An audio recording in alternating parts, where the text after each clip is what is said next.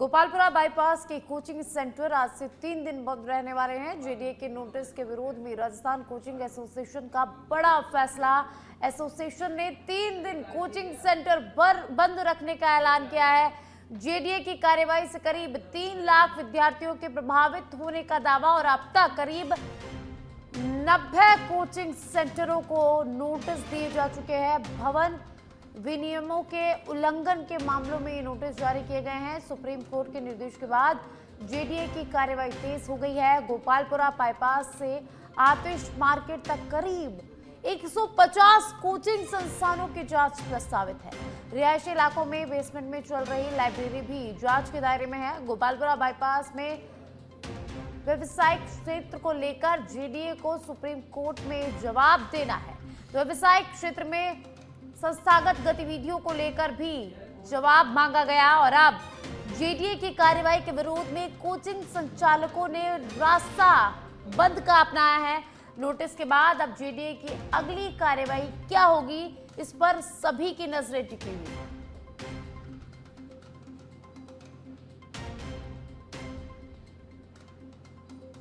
तो गोपालपुरा बाईपास के coaching centre आज से 3 दिन बंद रहने वाले हैं।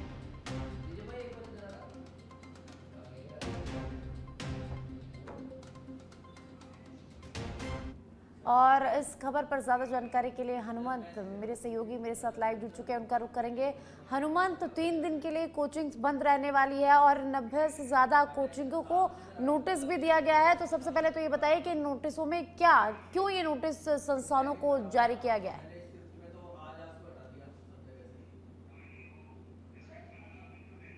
साक्षी, ये बताना चाहूंगा कि सुप्रीम कोर्ट का जो आदेश है, सुप्रीम कोर्ट की तरफ से जो कहा गया है कि ये जो कोचिंग है, इन कोचिंग के जो नियम के विपरीत जो कोचिंग चल रहा है उसकी रिपोर्ट जेडीए को जो है सुप्रीम कोर्ट में 15 तारीख को पेश करनी है। ऐसे में अब जेडीए की कार्रवाई तेज हो गई है। जेडीए की तरफ से एक सर्वे कराया गया था 7 दिन के लिए। इस सर्वे में जो है करीब गोपालपुरा और से लेके जो आतिश मार्केट पूरा इलाका है, कोचिंग हब जो है, यहाँ पर बड़ी संख्या में कोचिंग, अलग अलग संस्थानों के कोचिंग है। उन कोचिंगों के अंदर जो है कई तरह की खामियां पाई गई है और उन कोचिंगों को नोटिस भी जारी किया गया है और नोटिस 7 दिन का नोटिस जारी किया गया है। इसके बाद जेडीए की तरफ से कार्रवाई की जाएगी।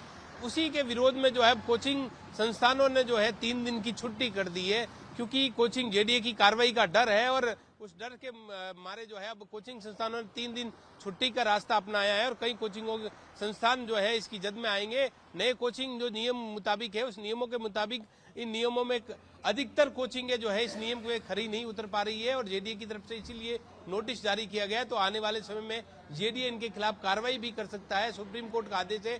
सुप्रीम कोर्ट में ये आदेश के मुताबिक जेडीए को रिपोर्ट प्रस्तुत करनी है कि आखिर ये कोचिंग संस्थान जो है नियमों के मुताबिक क्यों नहीं चल रहे और गोपालपुरा इलाके में जो कोचिंग हब जो राजस्थान के अंदर प्रतापनगर में बनाया गया था वहां पर क्यों शिफ्ट नहीं किया गया। इन तमाम चीजों को लेकर अब जेडीए की तरफ से जो है कार्रवाई होनी है और जेडीए अब इन कोचिंग संस्थानों को नोटिस जारी करके जवाब मांगा गया है कि आप नियमों के मुताबिक कौन सा कोचिंग नहीं चल रहा है और क्या क्या कमियां है उनको दूर की जाए, और नहीं की जाएगी तो जेडीए की कार्रवाई जो है की जा सकती है। जी हनुमंत, 3 दिन के लिए कोचिंग सेंटरों को बंद करने का ऐलान कोचिंग एसोसिएशन ने किया है, जिससे बच्चों की पढ़ाई प्रभावित होगी, विद्यार्थियों की पढ़ाई यहाँ पर प्रभावित होगी। तो इसको लेकर क्या जेडीए और कोचिंग एसोसिएशन के बीच कोई बातचीत हुई है, कोई वार्ता हुई?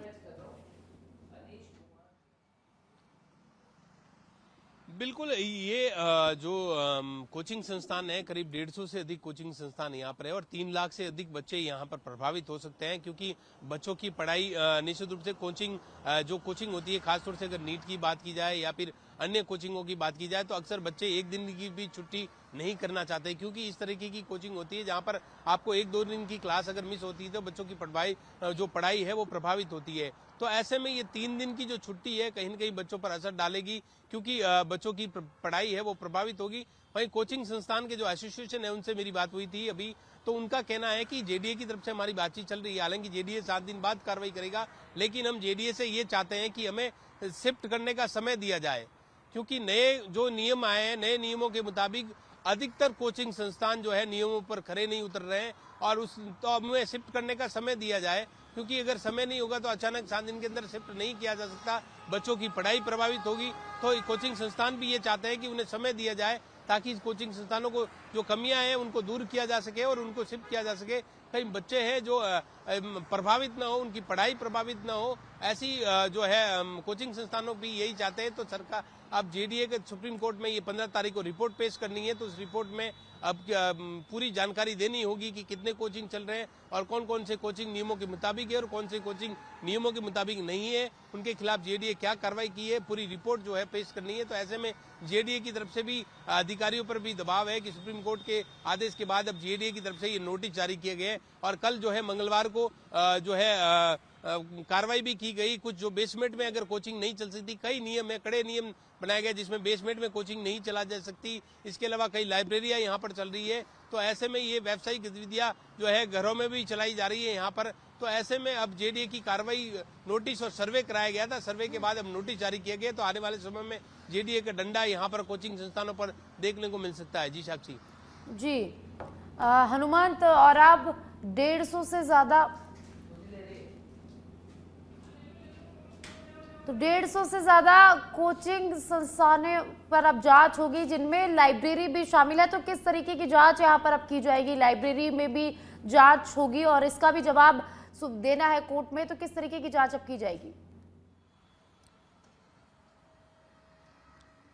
बिल्कुल, पहली ये जांच हर तरीके से की जाएगी कि आखिर जो वर्ग मीटर एरिया निर्धारित होता है कि कोचिंग संस्थान जो चल रहे हैं।